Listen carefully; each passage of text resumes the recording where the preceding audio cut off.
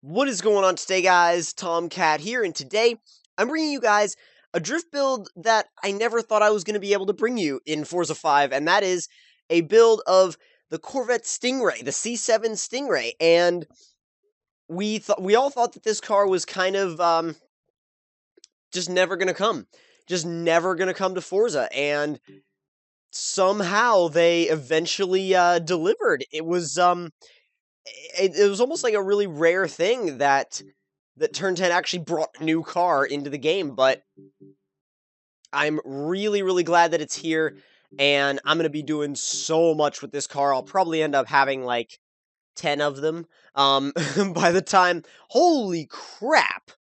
That's way more manufacturer colors than I've ever seen for a stock car in Forza. That's awesome. So we've got kind of this base, like, almost grayish color, and you can have that in white stripes as well, or we can go with the absolutely gorgeous red and black, or red and black wheels with white stripes, which the camera is positioned funky right now, so as soon as it switches, which I wish you could have, like, there we go, wish you could have, like, a camera that you could just rotate around the car while you're painting it, or you can have, where'd the stripes go? Never mind, we'll come back to that later. You got this darker red, and, oh, okay, so that's, like, the little hood intake, okay. And then, that also the darker shade of red with white stripes, and with the painted intake, and then you've got the absolutely gorgeous yellow, and the yellow with the white stripes, and then the black trim. You guys get the idea, you get how the formula works. And this dark green is actually beautiful in person. I've seen a C7 convertible with this dark green in person, and it looks so good. I'm actually highly considering going with the dark green for this car, but that light blue looks really good too. I'm gonna kind of flip through the next few colors because I really want to see. And then you've got the Bondurant livery, which comes with every DLC C7 Stingray, which I might do on one of my other cars. But for this one, I am going to go with. I really, really like the red. I really like the red. See, that's the thing. I really, really, really like the red, but I really like the yellow as well. And it's an extremely hard choice, but yeah, it's gonna be the red, the bright red with the painted scoop on the hood. It looks absolutely gorgeous. And this is basically exactly how I would option my C7 Stingray. Like, if I was gonna go and buy one, this is exactly how I would option mine. Chevrolet Corvette Stingray. So beautiful. I just realized something.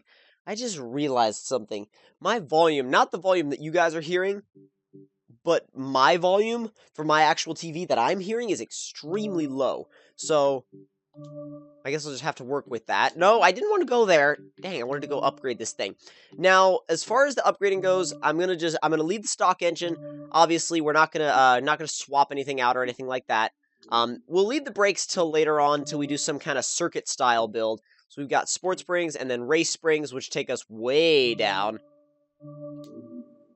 And then we're gonna leave the rest of the stuff alone because, again, this is kind of like a baseline drift-ish kind of build. Obviously upgrade all of the drivetrain parts, though. We definitely need to do that. Because, I don't know, some of the... I feel like, since this is my first experience of this car, like, my first experience is going to be of an upgraded version, it'll be interesting going back and seeing how the stock version actually performs in comparison to what I did after I upgraded it. So, normally I'll have an experience of a car... what the heck button did I press? I have no idea. Okay, I went into tuning, which is not what I wanted to do. Now, I feel like, we're gonna leave it on street tires, by the way. Now, I kind of feel like just going straight out of the gate and upgrading is not always the best, way to do things, but in this situation with this car, I'm so excited to get my hands on it and do a build of it that I'm just going straight out of the gate with upgrades, and it's a familiar platform, so it shouldn't be too crazy to go out of the gate with upgrades, but I definitely will come back and see how the stock version performs versus my upgraded version. And those actually look really good on the car. I'm surprised.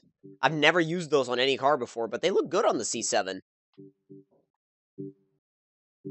Haven't really found the perfect wheel for it yet, though.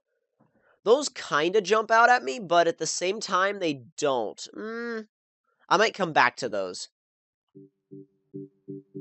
Wheels are always, like, the hardest part. At least for me.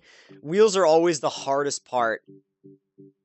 Because there's so many options, and then you get down to it, and it's like, well, I gotta have these, or these, but these look good, you know what I mean? You guys know exactly what I mean, I'm sure.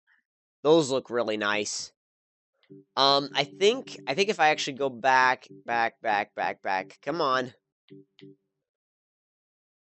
I'm actually gonna go with the Momo 10S wheels. I think they look really cool, actually. At least on this particular car, anyway. And we're gonna leave the size alone, because I don't want to make them, too big or anything like that. I think they look fine just the way they are. Now, we do have Hennessy parts, which is interesting. I'm kind of curious as to how they Turn 10 went about adding Hennessy body parts into the game. I'm not going to put that the Hennessy front lip on this particular car, but I might do it to a future car. So that basically raises the spoiler a little bit and paints it black. It does look nice, though. And know what, why not? Go ahead and do the front lip. Go ahead and do the front lip, too. You might as well. The front lip makes it look really mean in the front anyway. And the Hennessy skirts. I mean, it takes down the drag a tiny little bit, but I mean, still, I know, it doesn't really matter for performance reasons.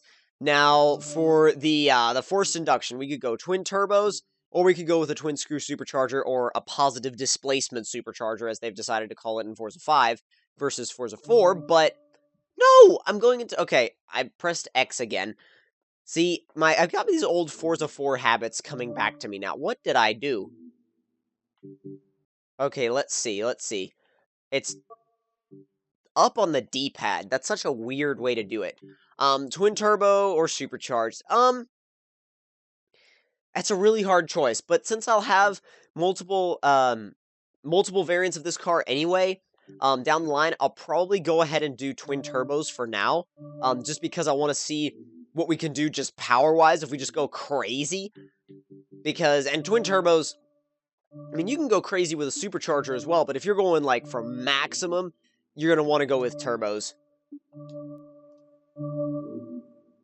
And I just hope I have enough credits to fully finish off this build. I think I do. I'm pretty sure that I do. If there's anything that... I'm looking at my credits right now, and I feel like, yeah, I've got enough. But I do need to go about getting some more again in Forza 5. And I know I can do the monthly rewards thing, and I do need to go over to the Forza website and actually do that. I keep forgetting to do it for some reason, and then I come back to Forza, and I'm like, oh, I forgot to do that, didn't I? I feel like it's just because I've been playing so many new games lately, and speaking of new games, Watch Dogs will be coming soon. I had a couple of complications with Watch Dogs because the day Watch Dogs came out, my internet died, so it's been really weird to work with since then, and I tried to upload Watch Dogs a couple of times, and it just didn't work out very well because, again, right when it came out, my internet completely died. But throughout this week, I should have some Watch Dogs up for you guys because I know a lot of you are wanting to see that. And Spin Tires, the full game, is also going to be coming out soon, and they actually have a pre-order page up on Steam, so I'm going to be taking a look at that as well. Now, car seems to be ready to go. We're going to do a little bit of a change on it. We're going to lower the tire pressure just a little bit, but honestly, that's about all we're going to do. We're going to leave the alignment alone. We're going to leave... let's drop the springs. And that's about it for that. And then we'll just, push them both up to 100%. And so very, very light on the tuning front. But let's go ahead and see what this thing can do. We're going to take it straight to Bernese Alps because, as you guys know, that's where I test. That's where I'm comfortable testing. That's where, well, one of the places where I'm comfortable testing, but definitely an awesome track, I think, for this specific car as well. And I plan on having, for my variants, I plan on having multiple drift variants. I want a twin turbo drift variant and a supercharged drift variant. I want a couple of stock ones, and I want a circuit one. And I know that that's a little bit excessive, but who cares? Sounds extremely good. Let me do that again, because that sounds amazing.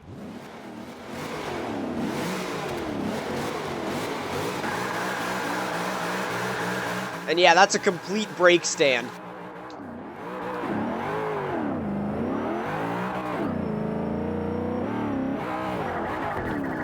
Okay. Oh, don't go too far.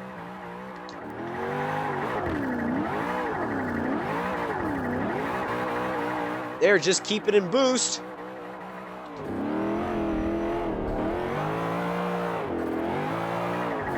I like the torque. The torque is definitely there, and it's there in a big way with this car. And then once you add boost to the high end with the turbos, the torque and the boost just work really, really well together. You've got the power on the low end and this whole extra world of power up in the high end. Let's see how it takes to high-speed entry. Not bad, actually. Didn't get quite as much angle as I could have, but then again, I was being a little bit conservative with my angle, just because it's my first run with the car ever. It's balanced. It's easy to handle. Even with this massive power, it's simple to keep it sideways. The balance is nice. Just the feel of the car overall is nice. It's the steering response is good too, because when you turn it and you get the back end out, it doesn't feel like it's going to continue to whip around, or like it's going to do something you don't want it to do. This car is very easy to place, actually, even with this massive power. It's a car that I can definitely see people using in the future, just because of the fact that it's so simple, and it's such an easy car to catch if you know what you're doing. Up over the hill. I mean, once it gets in a boost, it'll spin fifth, and that's just crazy. Oh my god. Oh my god, I scraped that wall just a little bit. That corner was messy. I'm gonna go for another lap anyway, but that corner was just messy.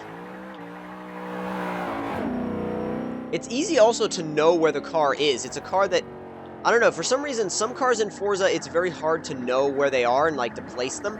This car, you get a feel for it quickly. You know where it is, and you kind of sense the proportions of the car pretty easily. Oh, no. Yeah, that... I knew right when that started to happen that wasn't going to end well.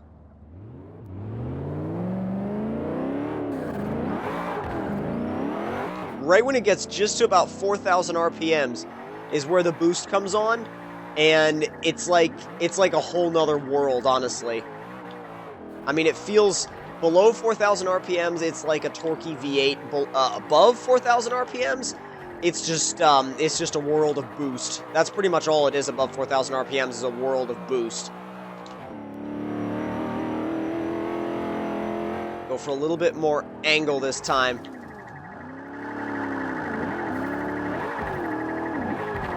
Not really, actually. Not really any more angle than we got on the last time. I kind of backed off. To be honest, I kind of backed off when the back end got really close to the wall, because I didn't want to just scrape all the way down and end up in the grass. And I feel like, I mean, personally, I'll take less points over the possibility of, you know, scraping a wall all the way into the grass. Just because if you're in an online drift match at the time and you've got that choice, you might as well keep the points you have rather than risking all of them for, you know, like for the chance that you might just end up in the grass.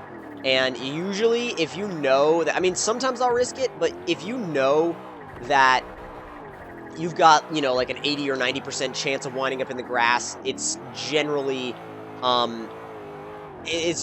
apparent that you will eventually wind up in the grass. But as far as overall impressions go with this car, it's awesome. Absolutely love it. Absolutely going to be doing a ton more with it in the future. And I'm so glad they actually brought it in the game. So, if you guys enjoyed the video and the build, don't forget to leave me a like. Tell me in the comment section down below what you guys thought of it. And if you're new to my channel, don't forget to subscribe for more. And I'll see you guys in the next one. Talk to you guys later.